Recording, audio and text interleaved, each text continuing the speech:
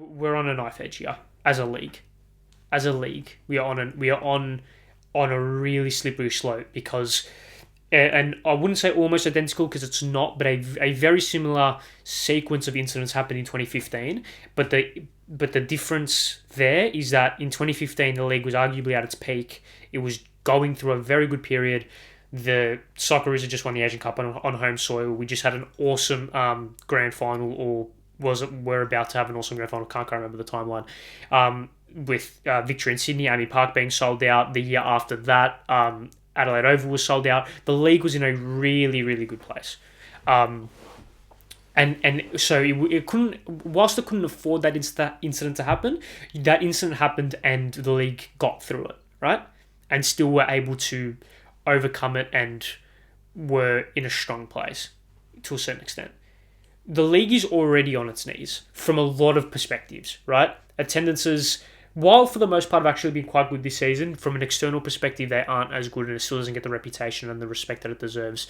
The league is governed in a abhorrent, atrocious kind of, I don't even know what to describe it, but it's not one run well in the slightest. And I don't know. I don't know if the A-League and the APL approach this wrong. I don't think there is a way for them to overcome it. Like I'm gonna quote the wise man by saying, football fans can survive without football. Football cannot survive without its fans. And that rhetoric needs to be the driving force behind the approach, the way the APL, the way the APL approaches. They've released a statement saying they're going to fucking cooperate with the authorities and governments and whatever and do whatever they need to do, which probably won't end up happening, or like, if it does happen, it won't end up coming to much for obvious reasons, because why would it? But whether it's a government thing, whether it's a police thing, it's the stigma around this game in this country is still there. And what frustrates me is that the stigma has roots of like racism in particular, right? And I mean, if you go onto any comment thread about soccer violence in this country, you're going to see the word "wog" and you're going to see ethnic, and you're going to see these words slammed towards the people that are supposedly there.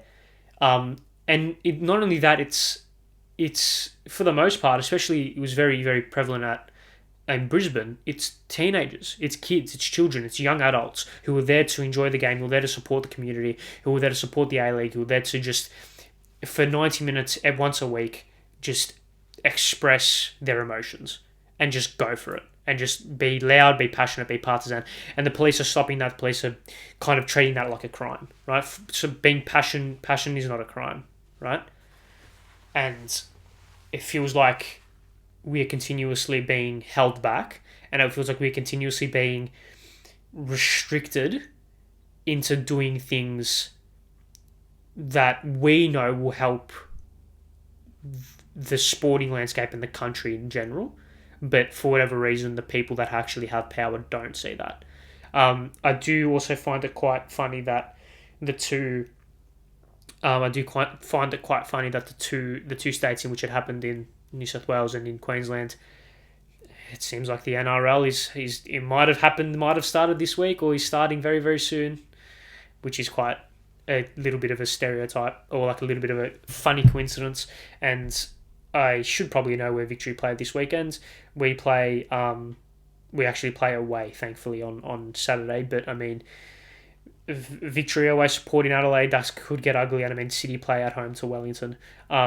City play at home to Wellington, and with the AFL starting, of course, this weekend, I don't know what could possibly happen there. Obviously, Western Sydney play at home as well, so it'll be interesting to see their response to that. But I'm sick and tired of this. I say I'm sick and tired, like I'm fucking speaking for everyone. I think I am in a consensus, but I feel like we're all sick and tired of this whole shit just happening again, because it's targeted.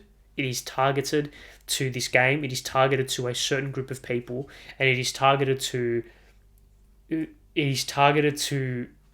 a certain group of people who, if given respect, and if given, I think respect is the big word, then it can change a lot.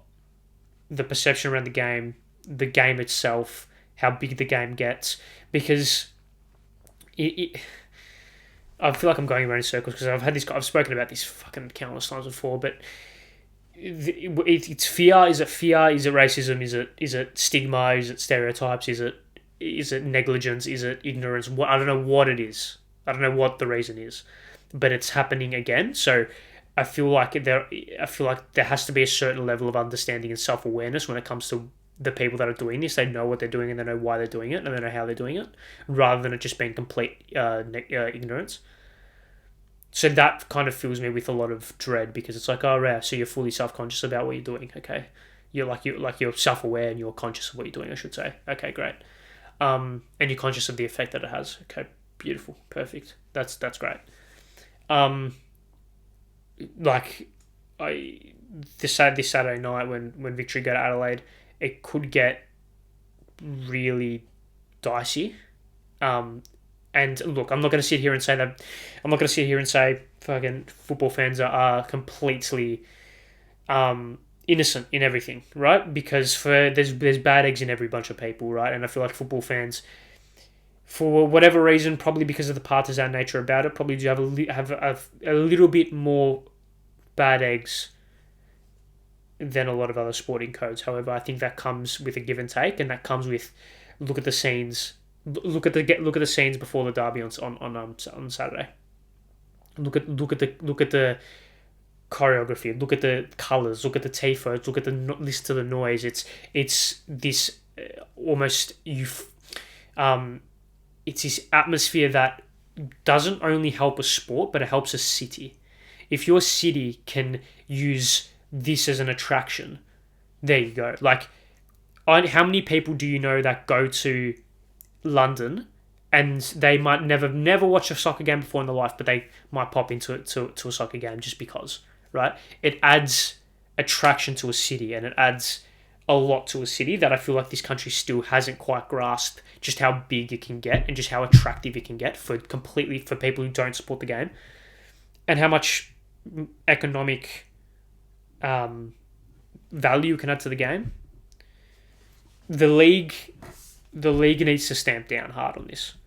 The league needs to stamp down hard on this, and this could potentially make or break the connection that the league has with its supporters. And if they don't get it right, this is the final nail in the coffin, because somehow they were given a second chance after the Sydney Grand Final debacle. And if they can't get it right this time, and if they can't fully back in its fans this time, I think the relationship is broken beyond all repair. And like I said, like a wise man once said, fans can survive without football. Football cannot survive without its fans. And if we start seeing attendances drastically drop, if we start seeing active supporters becoming non-existent, this league will die. It will die, because it is on its last legs. And like I said, when it happened in 2015, we had the crutch of the game itself being in a good position. This time around, we do not have that same crutch. The league needs to show a fucking pair of balls for once in its life, and back in its fans and back in its key stakeholders. Because you can have as many power brokers and as many rich people behind the scenes as you want. But if there's no fans going to the games, if there's no people, true footballing people investing into the game, it will die. It will die. And I'm not saying just because of what happened this weekend it's going to die, but if this continues, and if the league continues to sit back and not do anything about it, and not help out its fans and not help the key stakeholders, then we could get drastic consequences. And it's scary. It's scary because I sit here and talk about it every week. So many people sit here and make a living off it every week. I mean, we saw the debacle and the capitulation of Keep Up, which has cost so many people a lot of jobs. That's just one branch of the sector, in a sense. Imagine the whole sector being disappeared in a flash. So the APL have a lot of responsibility now. Yeah, I don't know where else to go with that. I said it would be a rant, and it has turned into a rant. it's so disheartening. It's so saddening. It's so like, oh, we're here again. Great. Awesome. We're here again. I may as well. I could just fucking do a monthly podcast for 3 hours every month speaking about the fucking issues that this country has with football because again, I could just cut and paste the thing that I've said 2 months ago and put it in here. The police brutality is one of the things that also fucked me off hard because like these are kids you're pushing around. They're innocent kids that you're pushing around. You're meant to be servants to society. You're not meant to fucking bully and intimidate and physically assault children. Like, fuck, man. Come on. I don't know. And look, we're not completely innocent. We are not 100% innocent from a totality perspective. I do believe that their things may have happened on Brisbane fans' perspective, Western Sydney fans' perspective, whatever, that have instigated this, whatever. I don't think that's the case, but I'm willing to sit here and at least listen to the argument because, I mean, fuck, guys have form. So, I